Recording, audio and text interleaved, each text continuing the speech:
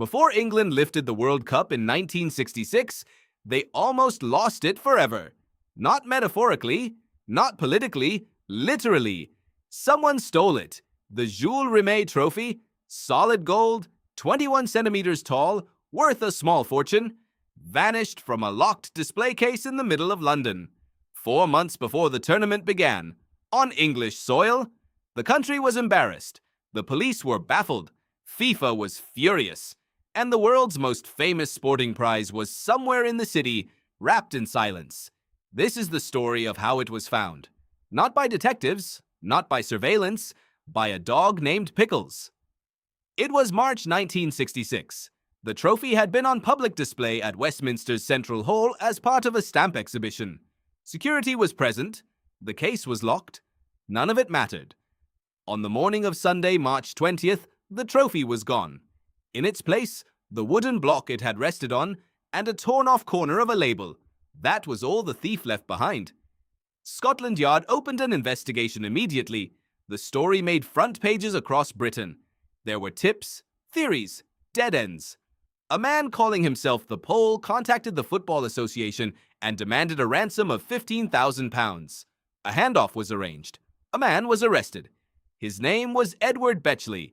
He had no trophy. He claimed he was just the middleman. The real thief, whoever they were, was still out there. The trophy was still gone. 1 week later, Sunday, March 27th, a South London street called Beulah Hill.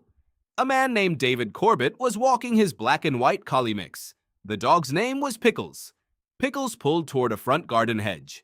Nothing unusual. Dogs investigate hedges. But then Corbett looked down. Partially hidden under a bush, wrapped in newspaper tied with string, was a small package. He picked it up. It felt heavy. He unwrapped it. Inside was a small gold figurine, a winged woman holding a bowl above her head. He didn't know what it was at first. His wife recognized it. It was the Jules Rimet Trophy. Corbett called the police. Within hours, the trophy was confirmed authentic. Pickles became the most famous dog in Britain overnight. He was given a medal by the National Canine Defense League. He got fan mail. He appeared in a film. His owner received a £3,000 reward. Roughly £50,000 in today's money. England went on to host the tournament.